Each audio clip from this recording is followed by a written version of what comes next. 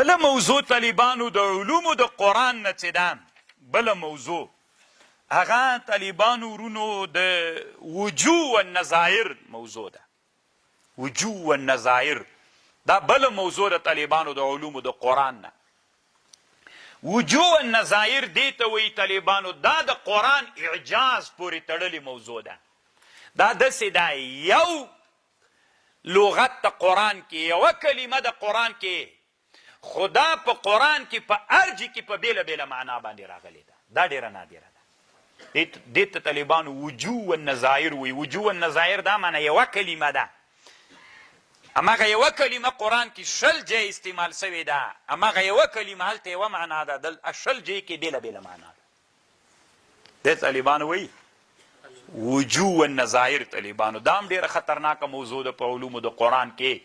او په دې کې طالبانو علماو ډېر کتابونه ما سره 3 کتابه په دې باندې سته. غټ کتاب چې چا جوړ کړی د سیوطي کتاب ده، د دغه سیوطي کتاب ده. دا هم طالبانو الله ډېر نادر عالم جوړ کړی ده.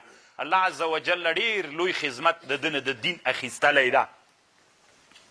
د یو کتاب جوړ کړی معترک الاقران فی مشترک الاقران فی مشترک القرآن. معترک الاقران فی مشترک القرآن 3 جلد د غټ غټ جلدونو کې کتاب د طالبانو ما سره شته.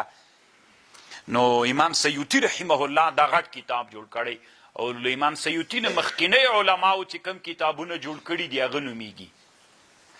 طالبانو داسې به لنډ په پښتو درته وایم که تاسې راجیګ سئ له دې نه بعد تر مرګه پورې تنا وجوه والنظائر علم ته ورګډ سئ او کوشش وکئ چې د قرآن د تنا وجوه والنظائر علم د یو نفر تاسې زده کئ. این تر مرګه پورې دا کتابونه ګورئ او دا بیرته په ژوند کې عملي کوئ.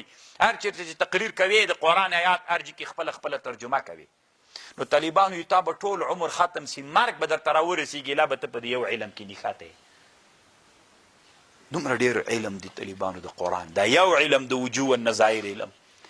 امام دامغانی ورته وایي یو عالم تېر سوی دا میرانی د طالبانو یو کتاب یې جوړ کړی الوجوه والنظائر. ابن جوزی په دې اړه کتاب جوړ کړی، د دنیا نورو علماو په دې اړه کتابونه جوړ کړي.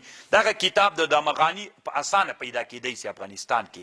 د سیوطي کتاب هم نادر د طالبانو ځکه هغه ما ډېر په سختي پیدا کړی طالبانو ورونو.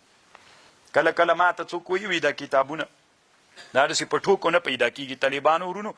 زه یو وارې حج ته لاړم د مکه مکرمه کې یو کتابخانه ده مکتبه اسدیه ورته وایي. دلته لاړلم بیا مې یو کتاب ولیده دغه کتاب معترک الاقران. نو کتابونه ډېر سول را سره. ما ویلې که دا م واخلم بیا خرچه ډېره را تیاره کې راځي ورباندې. دا مې وانخیست. 2.5 کاله بعد الله زه عمرې ته بوتلم او زړه کې مې دا یو شک و چې ولې دا کتاب وانخیست.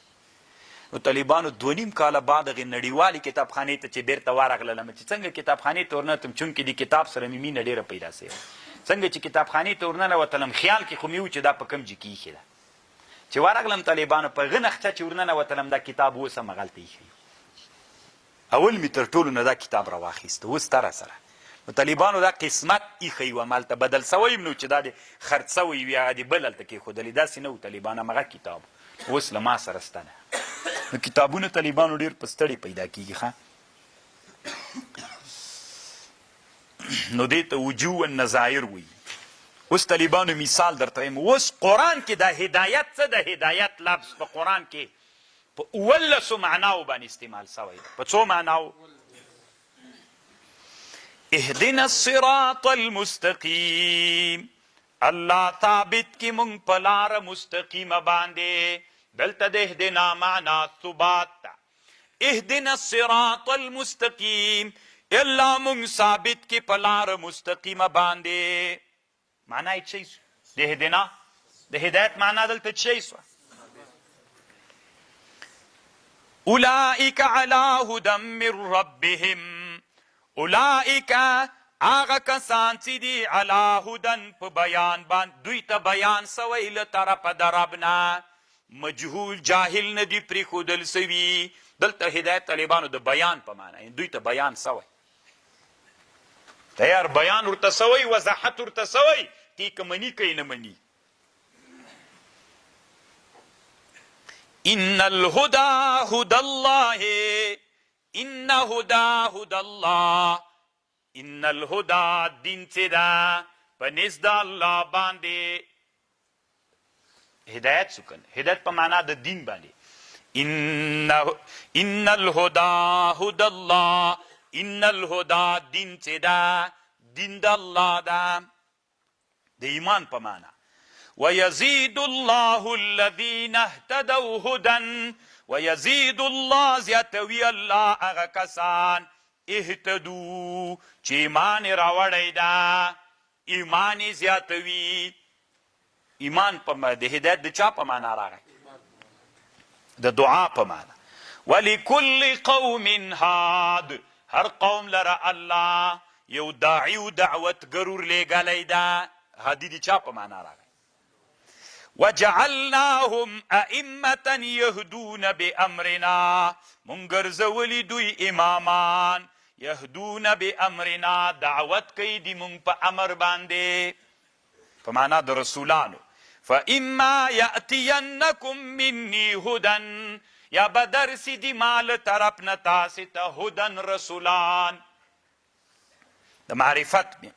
وبالنجم هم يهتدون، وبالنجم پستورو باندې هم يهتدون، دوی معرفت لارې پیدا کوي. اوس طالبانو تاسې ته خو د بحر بیخي معلومات نسته، بحر کې خو غار نسته چې لاره درنه ورکه سوه، څنګه به یې پیدا کوي؟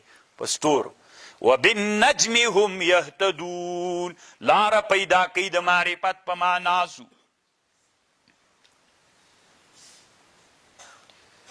په معنا د قرآن هم راغلی ده، په معنا د نبي هم راغلی. ان الذين يكتمون ما انزلنا من البينات والهدى، د قرآن په معنا ولقد جاءهم من ربهم الهدى. ستی طالبانو ولس معنا د حجت په معنا، دا هم ډېر ښه موضوع د طالبانو په علومو د قرآن کې. الله دې در زده کړي، ډېره خوندوره موضوع د طالبانو. یو لغت په قرآن کې په ولسو په شل په 15 معنا راغلی، دې ته وجوه النظایر وي. دا طالبانو اعجاز وکنس، دا د قرآن اعجاز پورې تړاو لري چې دا څومره عجیب کتاب ده. همغه یو لغت یو جي کې په یوه معنا راغلی، بل جي کې په بله معنا راغلی، بل جي کې په بله معنا راغلی ده. نو بیا دی ډېر مثالونه راوړي دي، نور تاسې هلته خپل اصل ته ورسئ. او بل دا د طالبانو ورونو یوه بله موضوع ده چې تر علومو د قرآن تر همدغه وجوه النظایر پورې تړاو لري. قرآن کې هر چېرته چې د عصب جای راغلی هغه د غم په معنا ده. صرف په یو آیات کې طالبانو بیا د غضب و د انتقام په معنا ده. فلما آصفونا، کله چې موږ په غوسه کړلو د فرعون، الله وی موږ د انتقام ترې واخیست. اسف قرآن کې د غم په معنا راغلی، صرف دغه آیات کې. هر هغه چې قرآن کې بروج لفظ راغلی هغې نه ستوري مراد دي. قرآن کې چې هر چېرته د بروج لفظ راغلی څوک تر مراد دي؟ ستوري. الا ولو كنتم في بروج مشيدة، ولو كنتم في بروج مشيدة، قصر بلډینګ تر مراد ده. هر چېرته چې قرآن کې صوم لفظ ذکر سوی د صومه، دا په معنا د عبادت باندې، د روزه عبادت. یو جي کې هلته په معنا د چپوالي راغلی. ونظرت للرحمن صوما، یحیی علیه السلام ویلی زکریا علیه السلام، نظرت للرحمن صوما، ما نظر کړی الله لره صوم چپوالی، زه به نه غږېږم. دې کې بیا طالبانو تاسې کلیات ابوالبقاء اکبري چې وګورئ، او یا دلته د علامه ابن فارس کوم کتاب د کتاب الافراد نومیږي، نو هغه کې دا شیان شته. دی وی طالبانو د رسول علیه السلام نوم دا ثابته ده. نبی علیه السلام وی كل حرف في القرآن يذكر فيه القنوت، هغه د طاعت په معنا ده. قرآن کې چې هر چېرته د قنوت لفظ راسي د طاعت په معنا ده. قرآن کې چې هر چېرته علیم لفظ راسي، جلالین خو تاسې ویلی معنا یې کوي موجع، عذاب علیم، مولم. هلته معنا داسې کوي جلالین کې مولم، درد ورکوونکی، صیغه د اسم فاعل، موجع درد ورکوونکی. لږ دمه نه کو. سمه ده